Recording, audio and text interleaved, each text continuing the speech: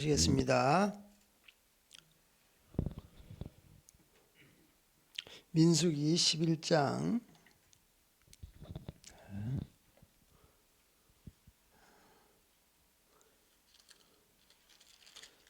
민수기가 35절까지 있는데요. 일단 우리가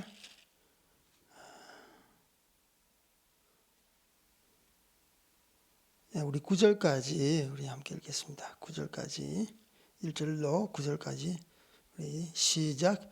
여호와께서 들으시기에 백성이 악한 말로 원망하매 여호와께서 들으시고 진노하사 여호와의 불을 그들 중에 붙여서 진영 끝을 사르게 하시매 백성이 모세에게 부르짖음으로 모세가 여호와께 기도하니 불이 꺼졌더라. 그곳 이름을 디베라라 불렀으니 이는 여호와의 불이 그들 중에 붙은 까닭이었더라.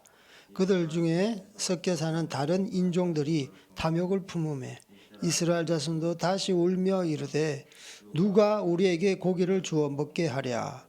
우리가 애굽에 있을 때에는 값없이 생선과 오이와 참외와 부추와 파와 마늘들을 먹은 것이 생각나거늘 이제는 우리의 기력이 다하여 이 만나 외에는 보이는 것이 아무것도 없도다 하니 만나는 가시와 같고 모양은 진주와 같은 것이라. 백성이 두루다니며 그것을 거두어 맷돌에 갈기도 하며 절구에 찢기도 하고 가마에 삶기도 하여 과자를 만들었으니 그 맛이 기름 섞은 과자 맛 같았더라. 밤에 이슬이 진영에 내릴 때에 만나도 함께 내렸더라.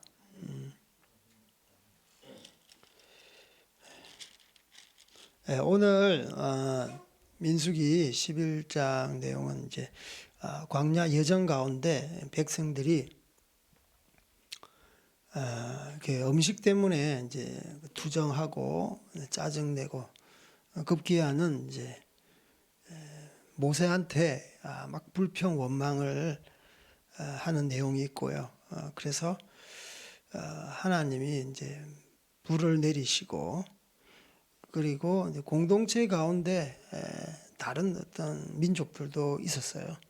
여기서는 다른 민족, 잡족, 수많은 잡족이 함께 출애굽했다라는 이제 그런 출애굽의 말씀이 있는데 이런 민족들을 또 중심으로 해서 또 왜 이제 고기를 안 주냐, 이것 때문에 막 불평하고 불만하고 그래서 모세가 난 못해 먹겠다. 하나님 앞에 원망하는 이 막중한 책임 앞에서 정말 하나님 너무 힘듭니다. 그래서 하나님께서 장로 70인을 이제 각 지파별로 이제 세워라. 각 지파 모든 지파를 합쳐서 70인의 이제 장로를 세워라. 내가 너희에게 나의 어떤 응답을 보여주리라. 그러면서 하나님의 영을 내리시고 예언도 하게 하시고 그런 내용이 있습니다. 그래서 내가 너희에게 원하는 고기를 아주 많이 충분하게 내려주리라. 그래서 31장 이후로는 이제 메추라기를 내리셨는데 또 그들의 어떤 욕심과 탐욕이 하늘을 찔러가지고 하나님 보시기에 아주 가증스러운 일을 행함으로 인해서 하나님이 치시는, 그래서 많은 사람들이 큰 재앙으로 인해서 죽는 그런 사건이 벌어집니다. 그래서 우리 민수기 11장을 통해서 하나님께서 무엇을 우리에게 교훈하시는지 한번 살펴보겠습니다. 이스라엘 백성은 이제 하나님께 원망을 합니다. 그들의 태도는 이렇게 성경 말씀에 의하면 악한 말로 원망했어요. 1절에 백성이 악한 말로 원망하매, 그냥 원망하는 게 아니라 입이 굉장히 이렇게 독사처럼 악한 말로 원망을 했다는 말이죠.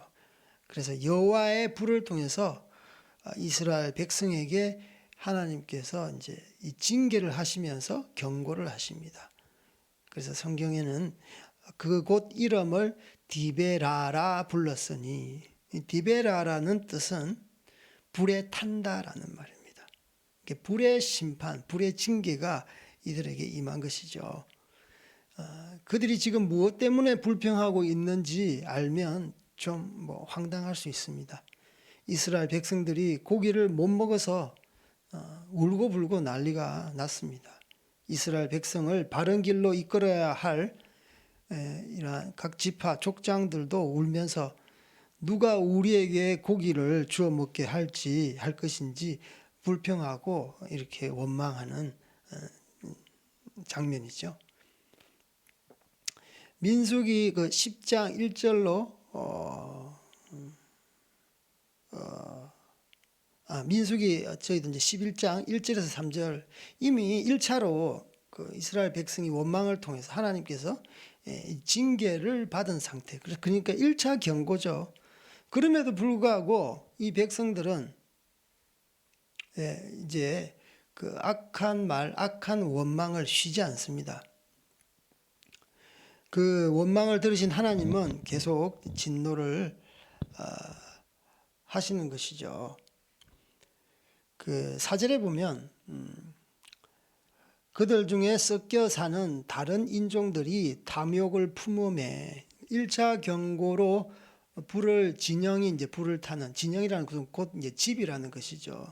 그때는 장막이었으니까 그들의 집이 불을 타는 큰 일이 발생했음에도 불구하고 그들은 이제 그 진정한 회개가 없고 그 속에 같이 살고 있는 수많은 잡족들에 의해서, 다른 민족들에 의해서 그들의 이제 그런 이 원망, 탐욕들이 이렇게 다시 외부로 노출되게 됩니다.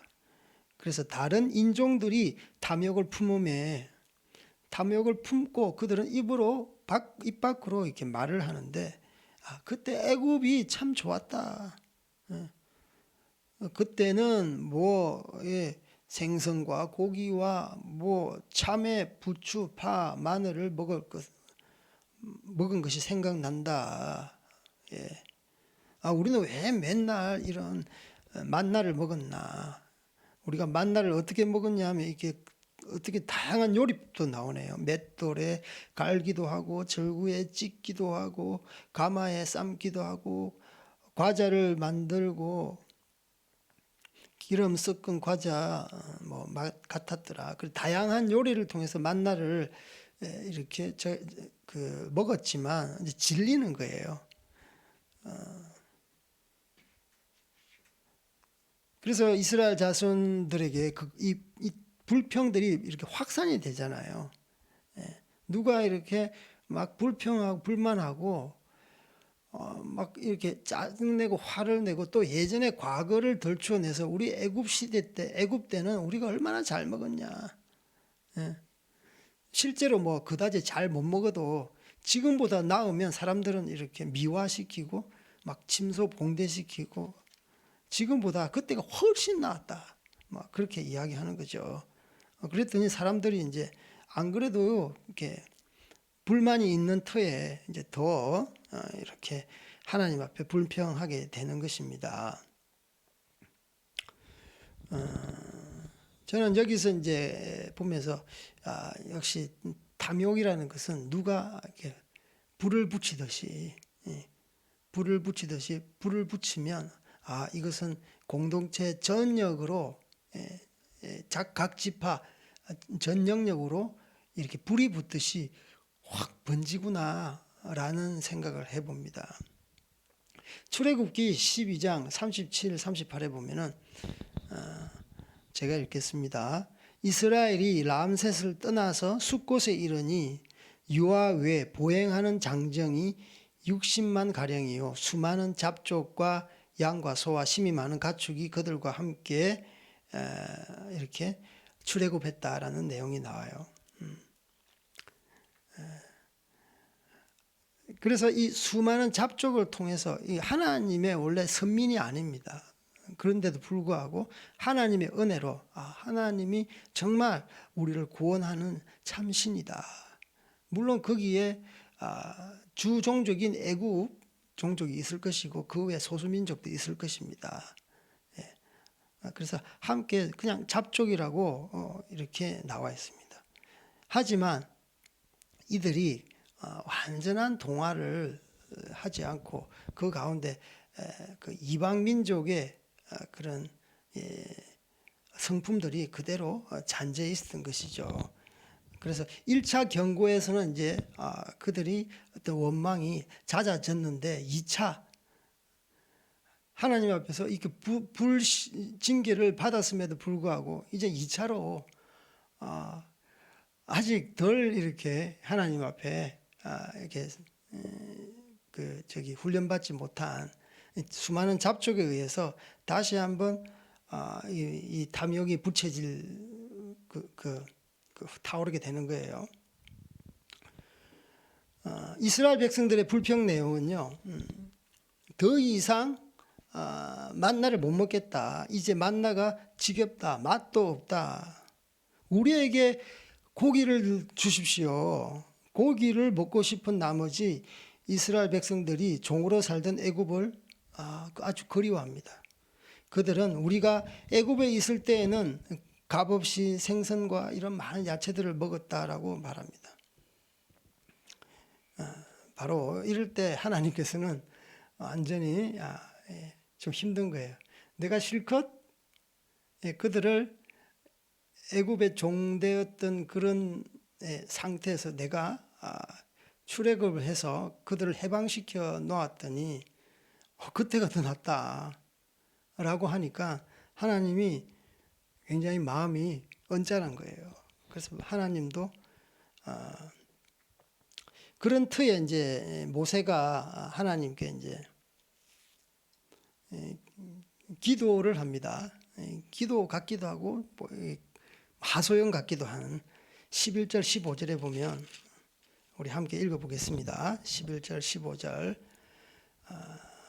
모세가 여호와께 여짜오되 어찌하여 주께서 종을 괴롭게 하시나이까 어찌하여 내게 주의 목전에서 은혜를 입게 아니하시고 이 모든 백성을 내게 맡기사 내가 그 짐을 지게 하시나이까 이 모든 백성을 내가 배웠나이까 내가 그들을 낳았나이까 어찌 주께서 내게 양육하는 아버지가 젖 먹는 아이를 품듯 그들을 품에 품고 주께서 그들의 열조에게 맹세하신 땅으로 가라 하시나이까 이 모든 백성에게 줄 고기를 내가 어디서 얻으리이까 그들이 나를 향하여 울며 이르되 우리에게 고기를 주어 먹게 하라 하온즉 책임이 심히 중하여 나 혼자는 이 모든 백성을 감당할 수 없나이다. 주께서 내게 이같이 행하실진대 구하옵나니 내게 은혜를 베푸사 즉시 나를 죽여 내가 고난 당함을 내가 보지 않게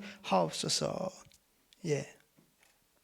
모세 또한 이들의 불평을 듣는 것, 막 이렇게 그들이 탐욕으로 인해서 막 불평하고 리더십 있잖아요. 리더십을 막 이렇게 흔들 때 모세도 너무 부담을 넘어서 뭐라 그럽니까? 이 자리를 벗어나고 싶은 거예요.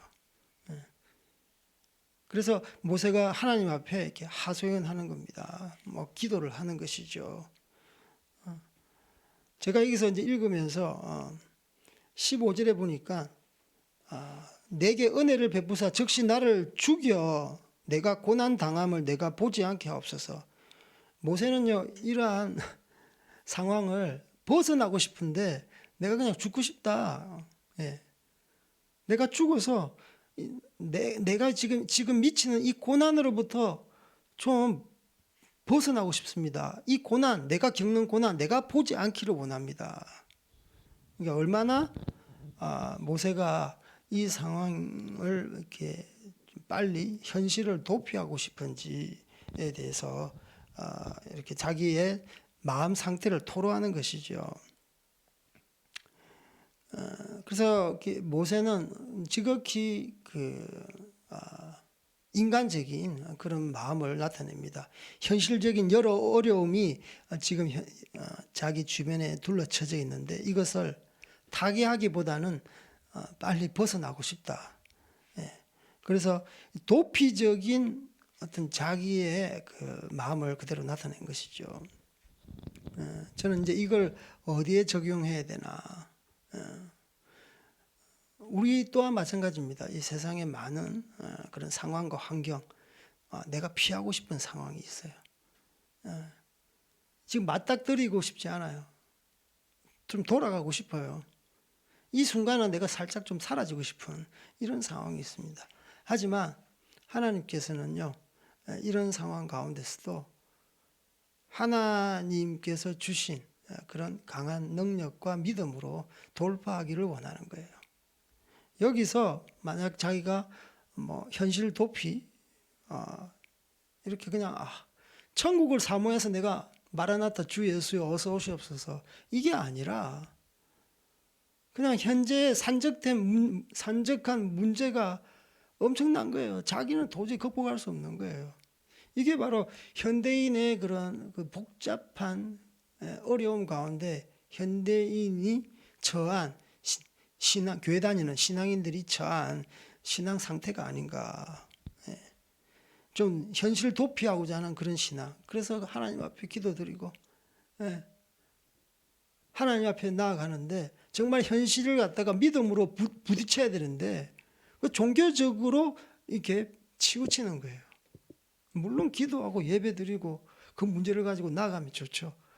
그런데 현실을 갖다가 무시한 채 오로지 그것만 한다면 종교적인 그냥 신앙밖에는 볼 수가 없는 것이죠.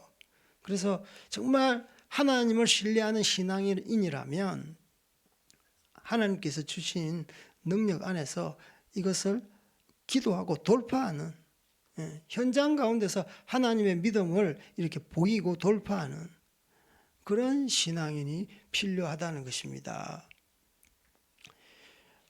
이 모세가 물론 이렇게 인간적으로 연약해질 수 있는데 이런 고백도 하나님께서 다 들어주세요. 하지만 우리가 정말 우리가 지향해야 될 신앙 태도는요. 이렇게 죽고 싶다 이거는 이렇게 쉽게 나오는 말이 아닙니다. 내가 죽여주십시오. 쉽게 하는 말이 아니기 때문에 굉장히 위험한 말인 것 같고요. 신약에 보면 이렇게 사도 바울 같은 고백이 있는데 이것은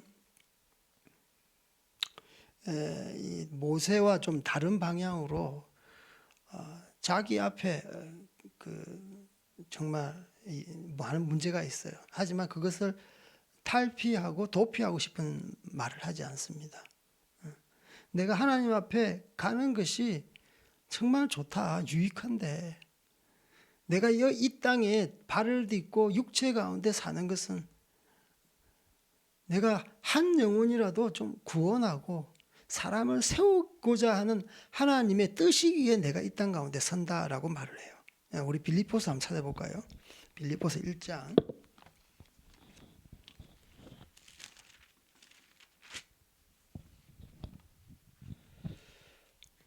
빌립보서 1장 20에서 24절.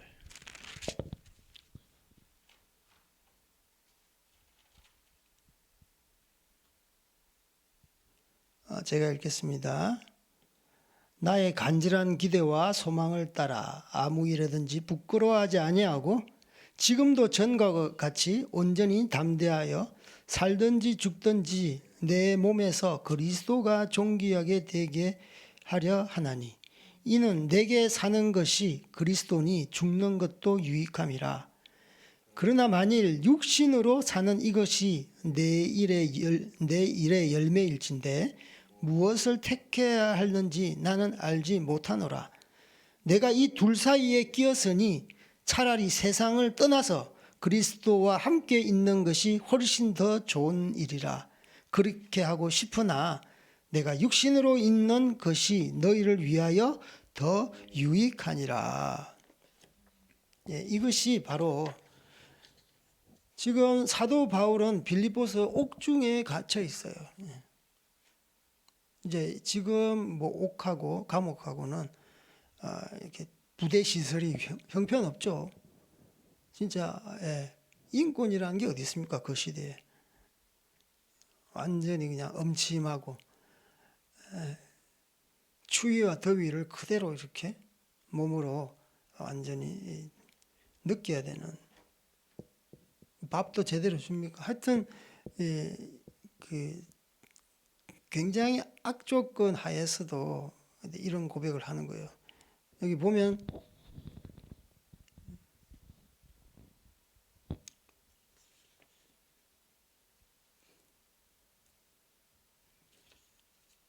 아까 보면은 이제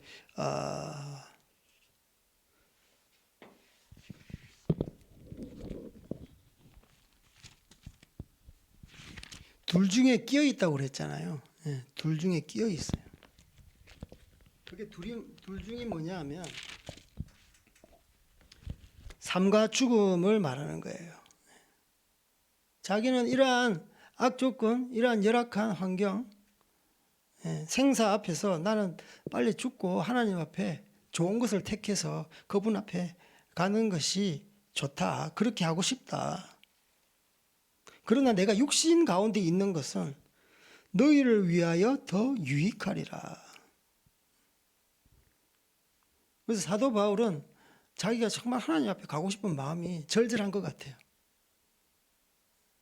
이 상황과 환경을 보면 차라리 세상을 떠나는 것이 유익하지만 내가 너희들을 세우기 위해서, 이 교회를 섬기기 위해서 한 영혼, 아무쪼록 한 영혼이라도 주님께 돌리기 위해서. 그래서 지금 사도 바울은 내가 땅을 딛고 사역한다라고 말씀하고 있는 거예요. 이게 바로 사명자의 스피릿입니다. 스피릿. 제가 사역하다 보면 이러한 마음들을 제가 알 수 있습니다. 진짜 악조건이잖아요. 환경도 악조건이고 사람들도 이방 문화와 이방 종교로 인해서 이 가치관, 세계관 자체가 들어가지를 않는 거예요. 그러니까 저희들이 느끼는 것은 엄청난 큰 철옹성 같이 그런 달걀로 바위치기, 그들의 엄청난 우상 세력은 민족 전체가 1300년 동안 그렇게 공고하게 견고하게 지금까지 왔던 견고한 종교의 성인 거예요. 그 앞에서 우리의 어떤 약간의 어떤 성경 공부, 선행, 복음 전도 어떻게 보면 너무 미약하게 보여요. 이때가 되면 진짜 하나님 아버지, 내가 이 일을 계속 하는 게 맞습니까? 왜 이렇게 복음이 튕겨져 나옵니까? 그럴 때가 한두 번이 아닙니다. 그게 바로 나의 어떤 모든 노력과 나의 어떤 열정과 나의 어떤 모든 그 지식을 다 쏟아 부었는데도 불구하고 나의 끝을 보았을 때 결국은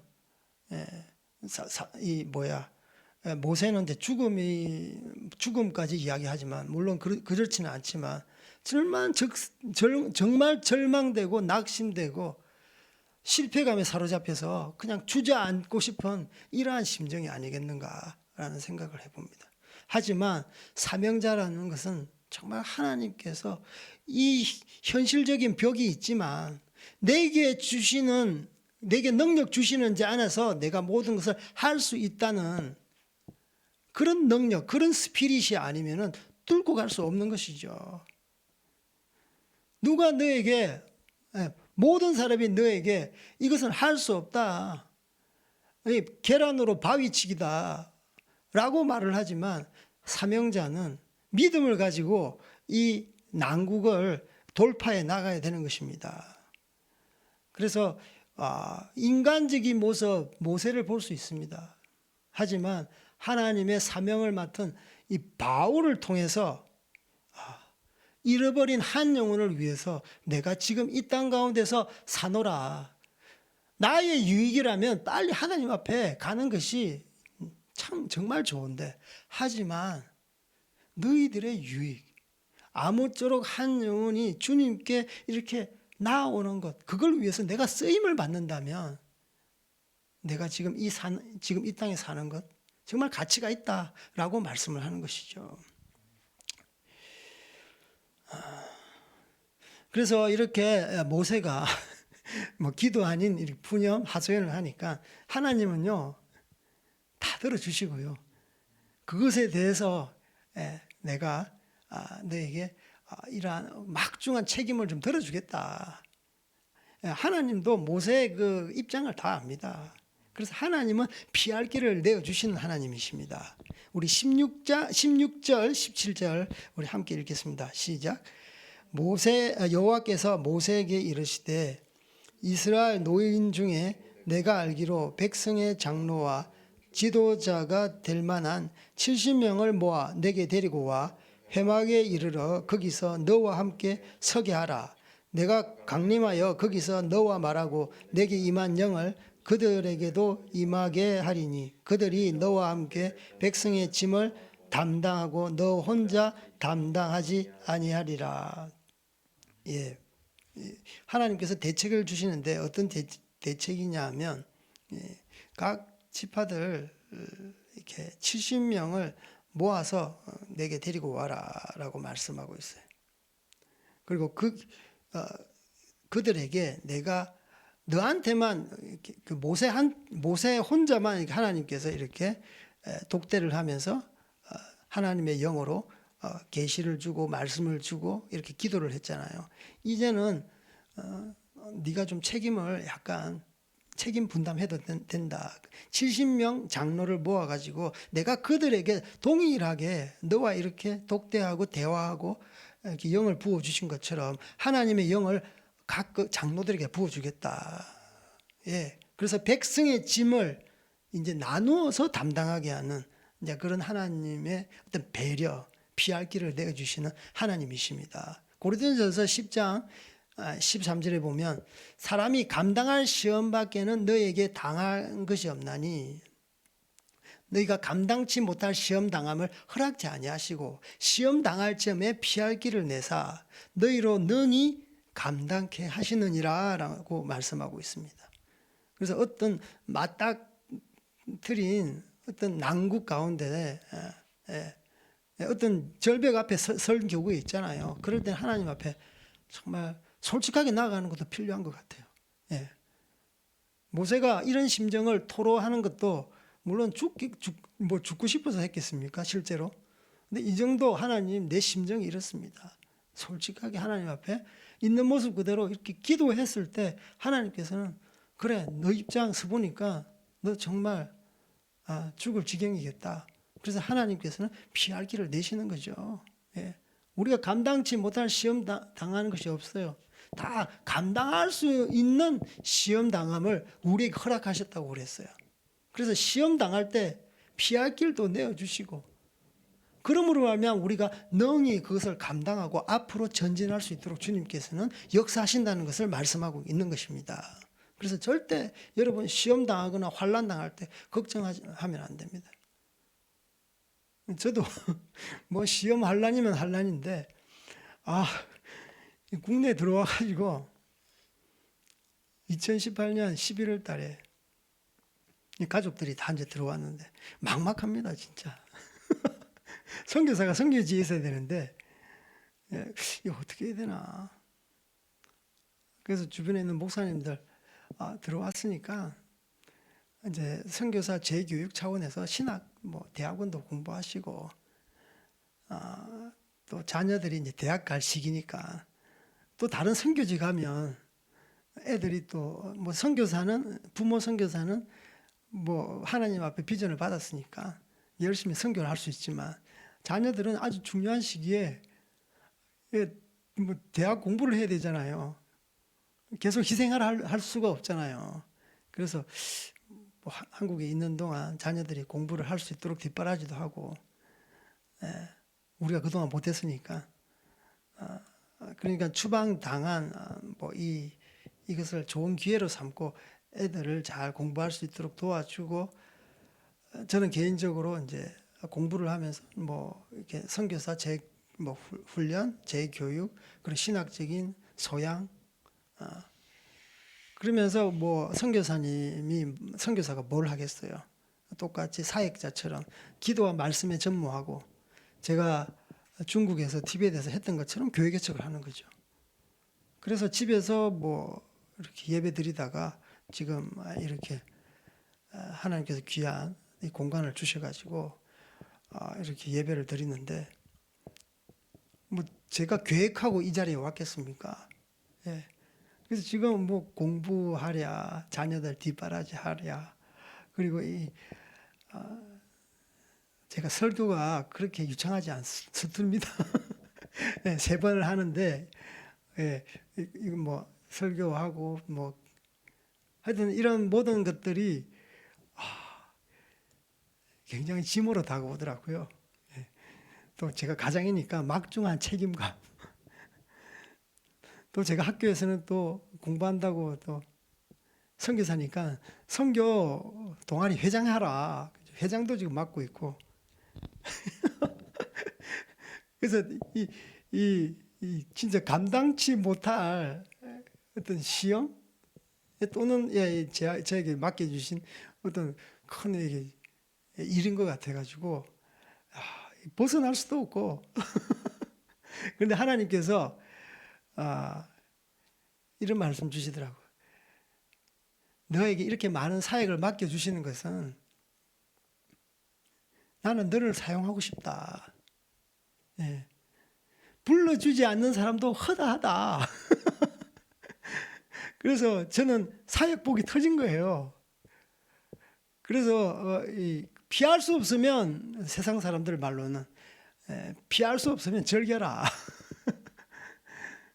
예, 그것은 물론 하나님의 말씀이 아니지만 우리가 이런 많은 부담 앞에서 책임감 앞에서 그걸 종교성으로 면피한다면 하나님께서 기뻐하시지 않는 것 같아요. 나에게 하나님께서 이렇게 부족하지만 연약하지만 뭐 말도 잘 못하지만 하나님께 그래도 순종하고 말씀을 전하라고 하는구나. 가정을 섬기라고 하는구나. 그리고 학교 가운데서 공부도 하면서 너의 그 선교 19년 그 경험을 가지고 선교 동아리도 맡아라고 하는구나. 아유, 주님 감사합니다. 다른 많은 사람들 안 맡기고 나에게 이러한 막중한 사역을 맡겨주셔서 감사합니다. 순종하며 나아가겠습니다. 그렇게 하나님 앞에서 최근에 기도하고 있습니다. 그래서 하나님께서는 능히 감당하게 하신다. 할렐루야. 예. 이제 본론으로 이제 돌아가서요. 근데 이제 하나님께서 이렇게 피할 길을 내어 주겠다. 70명의 장로를 세우고 그들에게 하나님의 나의 영을 부어 주겠다. 그런데도 불구하고 이 모세는 잘 신뢰를 못 합니다. 신뢰를 못 해요. 우리 18절 시작. 또 백성에게 이르기를 너희 몸을 거룩히 하여 내일 고기 먹기를 기다리라. 너희가 울며 이르기를 누가 우리에게 고기를 주어 먹게 하랴. 애굽에 있을 때 우리에게 좋았다 하는 말이 여호와께 들렸으므로 여호와께서 너희에게 고기를 주어 먹게 하실 것이라. 난리도 아닙니다. 울고 울고 불고 애굽에 있을 때가 우리에게 좋았다. 그런 말이 또 이 여호와 하나님께 귀에 들리는 거예요. 예. 그래서 하나님께서 고기를 먹게 하겠는데 너희들이 질리도록 먹게 하겠다. 하나님 화가 엄청 나셨나 봐요. 고기를 주는데 진짜 너희들한테 무지막지하게 질리도록 냄새도 싫어하기까지 한 달 동안 먹게 하시리니.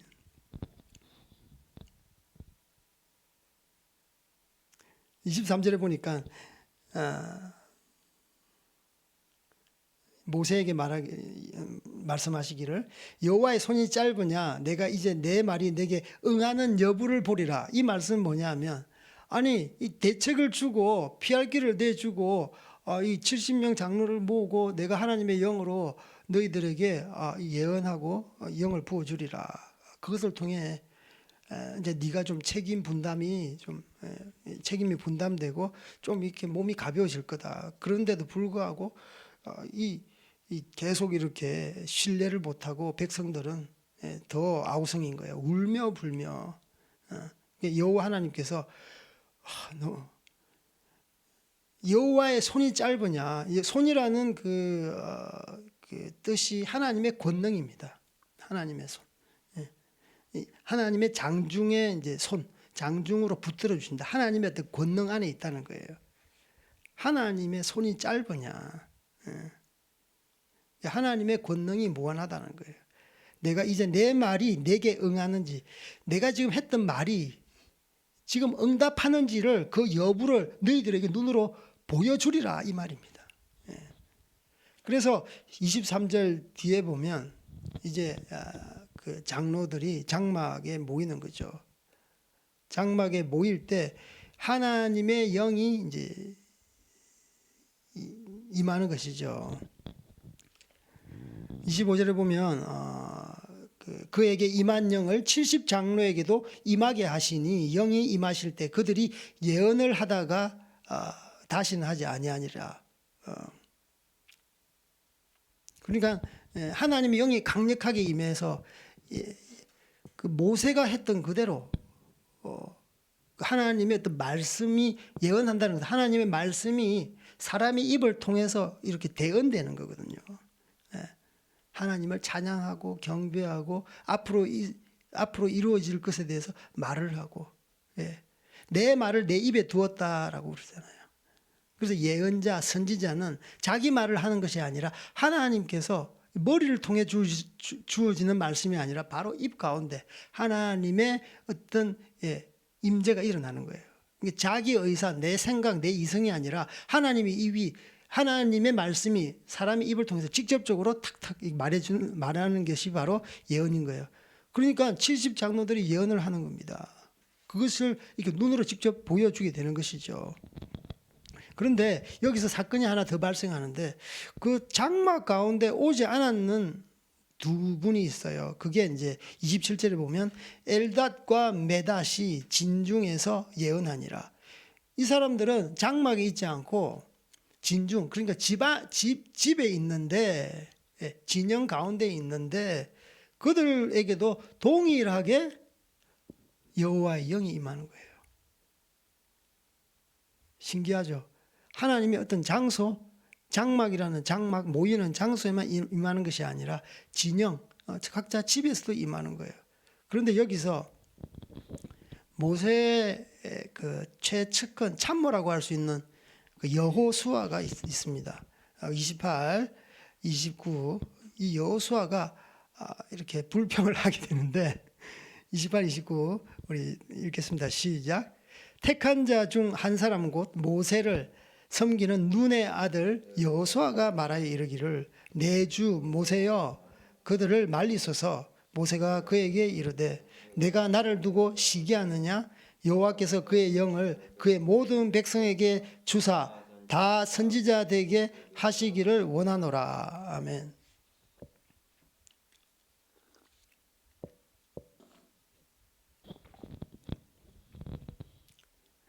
근데 여호수아가 옆에서 보니까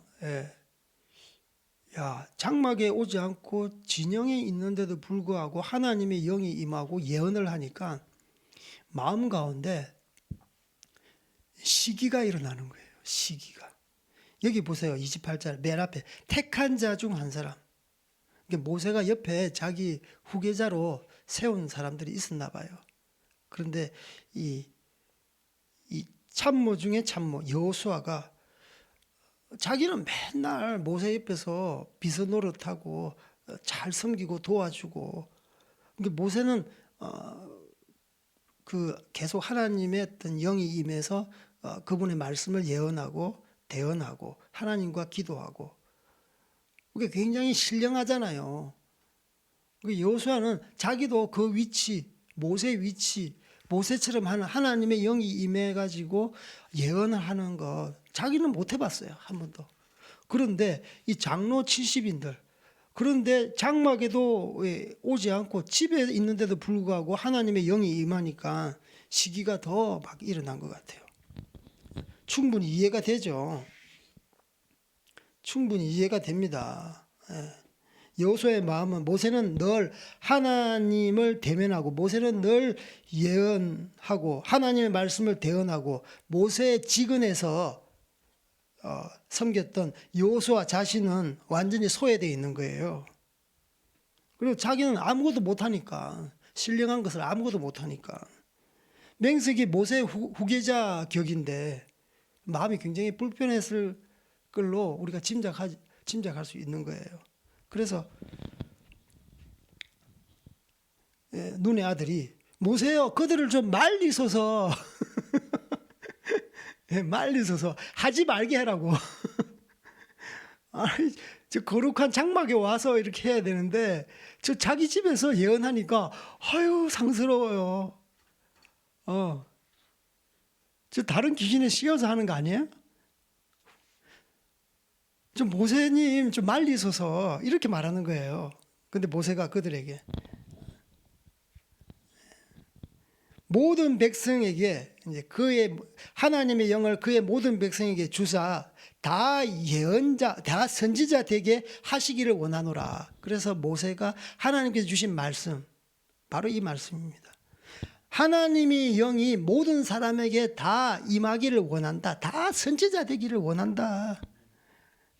이게 바로 하나님의 마음인 거예요. 예. 근데 여호수아는요, 자기밖에 몰라. 아직까지 훈련 덜 받았어. 뭔가 신령한 거 좀 이렇게 어줍지 않게 한번 좀 흉내라도 내보고 싶은데, 와, 70장로, 그것도 자기 집에서 성령 다 받으니까 자기 나름대로 이렇게 시기심이 나는 거예요. 그런데 모세가 하나님의 말씀을 하는 거예요. 모든 사람이 다 하나님의 영을 받고 선지자 되기를 원한다. 이게 바로 하나님의 마음이다. 그래야 내가 앞에서 막 하나님 영을 받아가지고 하나님 말씀을 하면 설득시켜야 되잖아요. 다 설득시켜야 돼. 야야, 하나님 본심은 이게 아니다. 너희 마음 가운데 시기심이 있고 탐욕하는 마음이 있구나. 야, 이거 교통적인 정리하려면 진짜 하세월입니다. 그러니까 모든 사람이 좀 하나님 마음을 알았으면 좋겠다. 그분께서 임하면 그분의 하나님의 마음이 바로 여러 가지 설명과 설득이 필요 없는 거예요. 예, 우리 신약에도 똑같이 사도행전에 보면 어떻게 나와 있습니까? 2장 16절 18절 우리 한번 볼까요? 모든 육체에게 이제 이 하나님의 영을 부어주는 이제 그런 말씀이 있습니다. 사도행전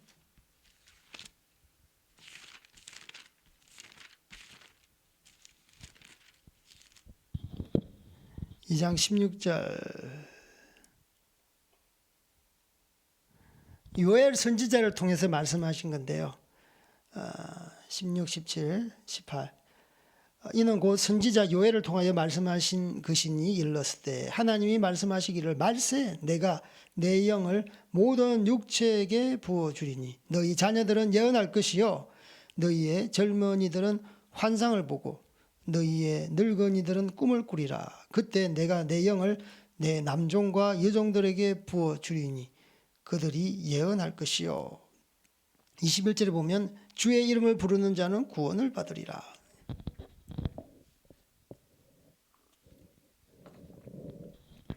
하나님의 마음인 거예요. 하나님은 남녀노소 무론하고 모든 자가 하나님의 영, 성령에 충만하기를 원하고 다 구원받기를 원하는 마음인 것입니다. 그래서 너희 마음 가운데 시기심이 있구나, 네 욕심이 있구나, 네 욕심을 버려라. 모든 백성에게 다 하나님의 영이 임하는 그래서 선지자 되기를 원한다. 이게 바로 하나님의 마음이다. 너 알겠느냐라고 이렇게 모세가 여호수아에게 가르치는 말씀인 거예요. 그래서 이제 이런 사건 이후에 이제 실질적으로 하나님께서 이렇게 고기를 주십니다. 고기를 주시는데 진짜 많이 주시는 거예요. 하나님께서 아까 정말 이게 화를 내셔서 너희들이 질리도록 주겠다. 많이 주겠다. 진짜 엄청나게 많이 줍니다. 자, 31절, 32절, 33절 시작. 바람이 여호와에게서 나와서 바다에서부터 메추라기를 몰아 진영 곁 이쪽 저쪽 곧 진영 사방으로 각기 하룻길 되는 지면 위 2규빗쯤에 내리게 한지라. 잠깐요. 이게 하룻길이면 엄청난 길입니다. 그런데 그 지면 위에 2규빗이라 하면 한 규빗이 50cm입니다. 2규빗이면 몇 cm입니까? 1m. 그러니까 메추라기는 셉니다. 여러분 메추라기 알 이렇게 먹죠. 조그맣잖아요. 그래서 이 메추라기가 새인데 이 새가 이렇게 하나님으로부터 바람이 나와가지고 새를 갖다가 이 몰아가지고 이스라엘 백성들이 먹을 수 있게끔 이제 몰아주셨는데 그 쌓인 게 그 거의 뭐 1m 엄청나게 많이 이 메추라기를 주신 거죠. 자, 32절 시작. 백성이 일어나 그날 종일 종야와 그 이튿날 종일토록 메추라기를 모으니 적게 모은 자도 10호멜이라. 그들이 자기를 위하여 진영 사변에 펴 두었더라. 여기까지. 이 메추라기를 모으는데 적게 모은 자도 10호멜이라. 이게 고기를 수확하잖아요. 한 호멜이 얼마 정도 되냐면 당시 당나귀가 한 마리 당나귀가 이제 몸에 그 실을 수 있는 적재량입니다. 그게 이제 220kg 지금 말하면 엄청나죠, 그죠? 사람 태우고 옆에 물건 이렇게 실으면 아마 200kg가 안 넘겠냐. 그러니까 한 호멜이 220kg이니까 적게 모은 자도 10호멜이라. 그러니까 2200km. 엄청난 이 메추라기를 수확한 거예요. 그래서 하나님이 완전히 그냥 뚜껑 열려버린 거예요. 죄송합니다. 하나님 앞에서 이런 말 써서. 하나님 엄청 화를 내신 거예요. 야, 이렇게 많이 주었는데 이들의 욕심은 하늘을 찌를 듯하구나. 탐욕이 하늘을 찌를 듯하구나. 그래서 33절 시작. 고기가 아직 이 사이에 있어 씹히기 전에 여호와께서 백성에게 대하여 진노하사 심히 큰 재앙을 치셨으므로 34. 그곳 이름을 기브롯 핫다아와라 불렀으니 욕심을 낸 백성을 거기 장사함이었더라. 하나님께서 심히 노해서 심히 큰 재앙을 그들에게 내려 그들을 쳐버렸어요. 그래서 이름을 기브롯 핫다아와인데요. 이게 무슨 뜻이냐 하면 탐욕의 무덤이라는 뜻입니다. 원어에 의하면 이 그 해석은 탐욕의 무덤이에요. 그러니까 이 뜻은 탐욕의 종말은 결국 사망이다. 무덤. 무덤은 시체가 들어가는 곳이죠.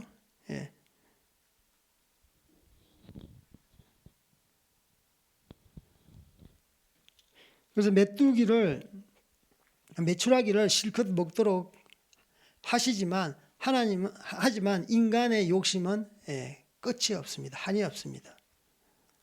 결국은 인간은 하나님께서 이렇게 배려해 주셨어요. 먹는 것을 주셨어요. 필요한 것을 주셨어요.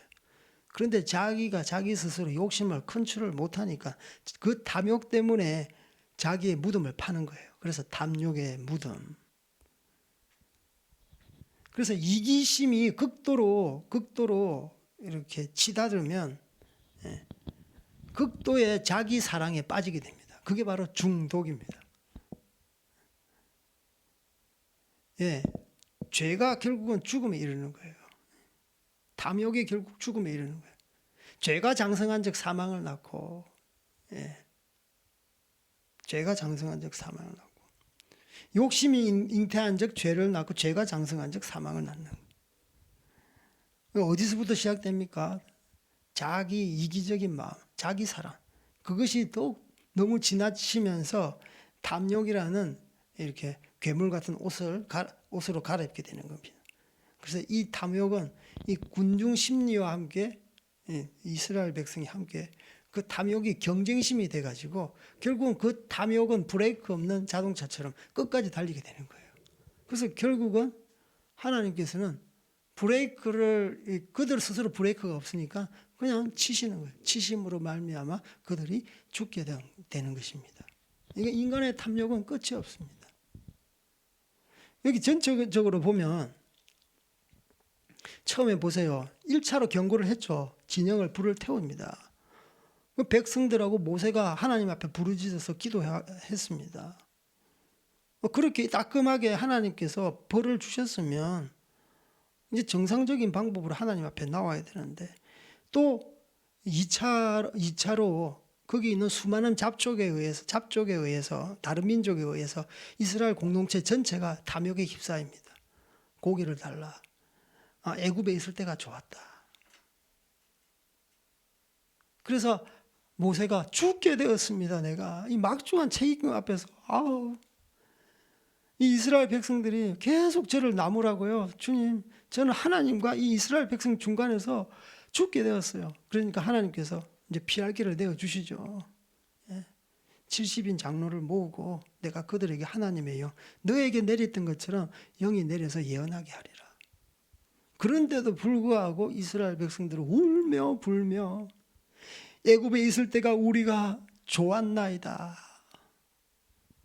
그러면서 하나님께서 물리도록 진리도록 내가 고기를 주겠다. 그래서 여호와 하나님께서 모세에게 여호와의 손이 짧으냐? 나의 능력은 한이 없도다. 그러니까 내가 너희 눈앞에 내가 보이리라. 내 말이 내게 응하는 것을 보여주리라. 그래서 이러한 모든 것을 보여주셨어요. 70장로에게 이렇게 하나님의 영이 임하고 예언을 하게 되었고, 그럼에도 불구하고 이들은 그들의 탐욕은 이렇게 중단되지 않는 거예요. 중단되지 않는 거예요. 그래서 실제로 하나님께서 그들이 원하는 고기를 주었을 때 그들은 그들의 탐욕을 제어하지 못하고 자신의 탐욕으로 인해서 무덤으로 사망에 이르게 하는 그러한 재앙이 닥치는 겁니다. 그래서 인간이라는 게 정말 좀 이 한 장만 보더라도 하나님께서 뭐 어디 장단에다가 이렇게 맞춰야 될지 모르겠어요.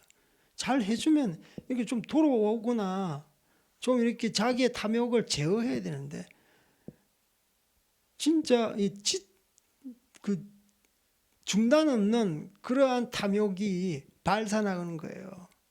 그러니까 결국은 탐욕 때문에 죽는 이러한 비극을 맞이하게 되는 것입니다. 그래서 실컷 먹는 것, 우리가 하고 싶은 대로 실컷 먹는 것, 이것이 바로 하나님의 은혜인가? 이것이 바로 하나님의 저주인가? 우리가 생각해 봐야 되는 것이죠. 그래서 우리가 하고 싶은 대로 다 한다는 것은 어떻게 보면 하나님의 은혜가 아닐 수도 있다. 그분 앞에 주어진 은혜에 감사하고 현실에 맡겨진 사명 앞에서 내가 충성되이 일하는 것. 때로는 어려움 앞에서 있는 모습 그대로 주님, 내가 힘듭니다. 그렇게 말할 수 있죠. 하지만 이 우리의 힘든 것, 우리의 탐욕, 나의 어떤 연약함을 계속 하나님 앞에서 이렇게 막 토로하고 하나님을 협박하고 자기의 욕심대로 막 살아버리고 그러면 결국은 하나님도 더 이상 손 쓸 수가 없는 거예요. 그래서 지금 이러한 세상이 바로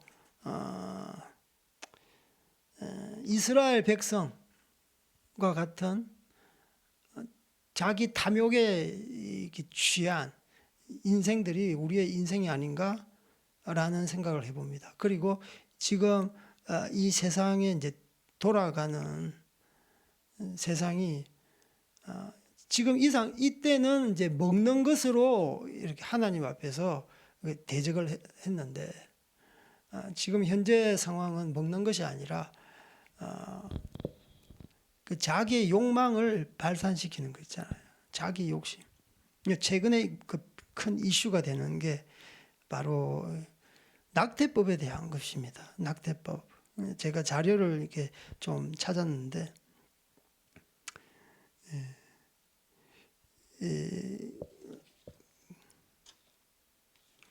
최근에 이제 그 낙태법에 대해서 조항이 낙태죄가 있는데 헌법 불합치라는 결정이 나왔대요. 그래서 1년 6개월 만에 정부의 개정안이 이렇게 나와서 정부 개정안에 골자는 형법상 낙태죄를 유지하되 임신 14주까지 낙태를 허용하고 임신 15주에서 이제 그 이상 24주에는 특정한 사유가 있을 때 낙태를 허용한다. 근데 제가 이것을 읽어보면서 새로운 사실을 깨달았는데 현행의 이제 법 체계로서 낙태가 다 가능하더라고요. 현행법에 모자보건법이 있는데 강간, 근친상간에 의한 임신, 산모가 위험했을 때 부모의 유전적인 전염병, 전염병 이런 질병에 이르기까지 이것에 걸리면 낙태를 허용하는 그런 법이 다 돼 있더라고요. 그런데 지금 이 낙태법을 개정한다고 이렇게 하는 이유는 이제는 완전히 그냥 낙태에서 자유로운 인간의 쾌락을 갖다가 마음껏 이렇게 쾌락대로 살게 하는 그런 법인 거예요. 그러니까 굉장히 더럽고 추스러운 법입니다. 그러니까 우리나라가 처음에 낙태법을 이렇게 이 법을 만들었을 때 그 정신이 뭐냐 하면 그 핵심이 뭐냐 하면은 태아의 생명을 보존하기 위한 것입니다. 그 분명히 나오더라고요. 여기 이 변호사란 말은 우리나라가 처음에 낙태법을 갖다가 이렇게 정책을 세운 것, 이 법을 갖다가 세운 것은 산모가 아니고 여성이 아니고 그 뱃속에 있는 태아 생명 보호를 위해서 이 법을 세웠더라고요.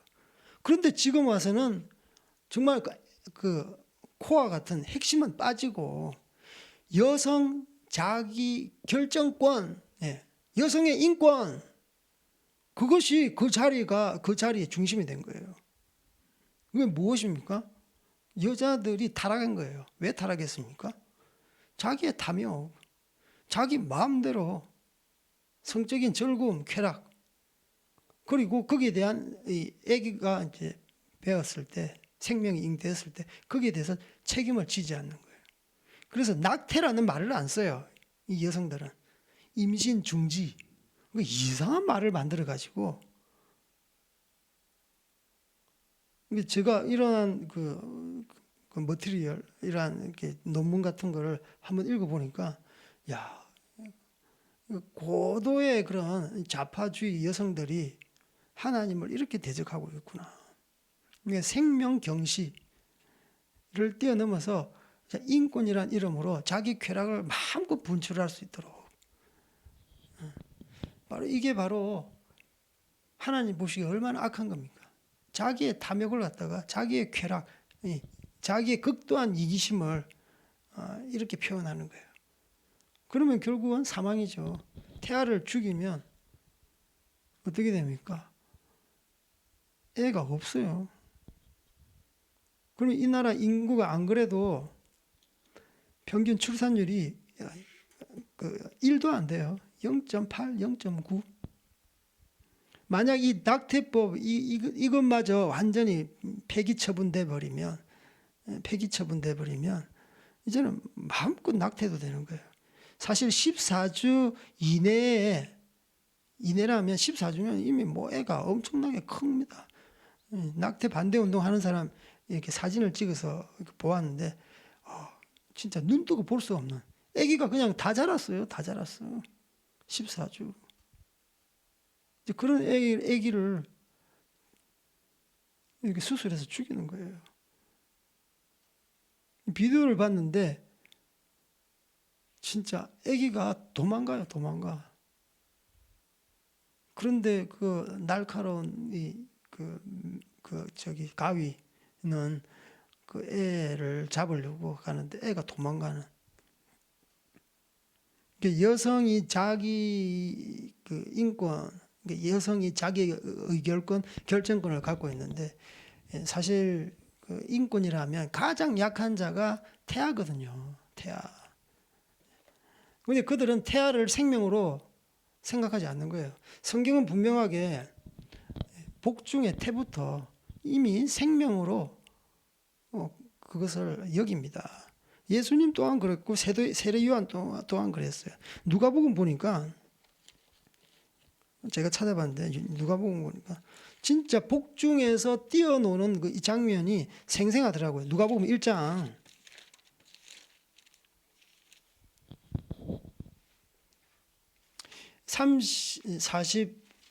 40절에서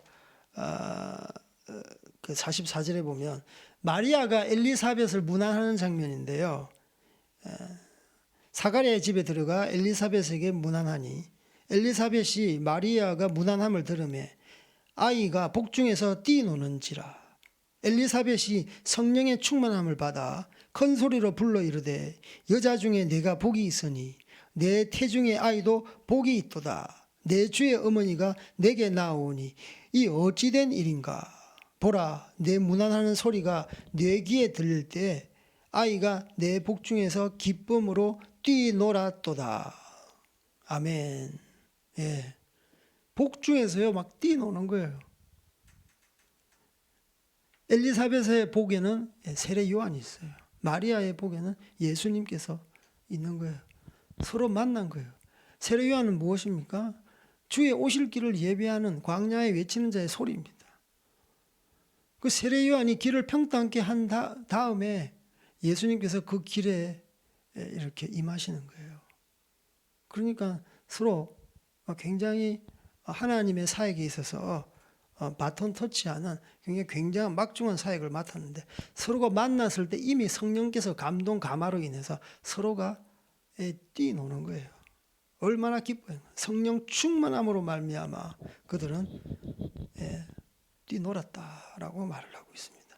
만약에 이 당시에 낙태법이 있고 현대적인 의술이 있었다면 예수님께서 낙태 당하셨으면 어떻게 될 뻔했어요? 충분히 그럴 개연성이 있지 않습니까? 결혼하지 않았는데 임신했어요. 성령으로 잉태했다니까. 남녀가 합방을 해야지 임신하는데 지금 우리나라 현행법으로 이 강간에 의해서 임신했을 때 모자보건법에 의하면 낙태가 허용된다라고 그랬어요. 예수님도 복중에서 낙태될 지금 현재 예수님께서 성령으로 잉태했다면 이렇다는 거예요. 그래서 이 낙태죄는 이렇게 존재해야 되는 것입니다.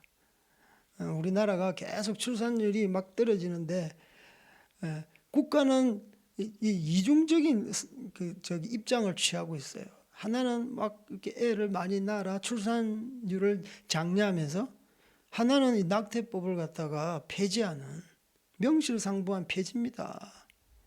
14주 이하 다 낙태할 수 있도록 이제는 뭐 소견서도 필요 없어요. 그 여자가 낙태해달라고 그러면 다 낙태해 주는 거예요. 낙태해 주는. 통계 자료가 있습니다.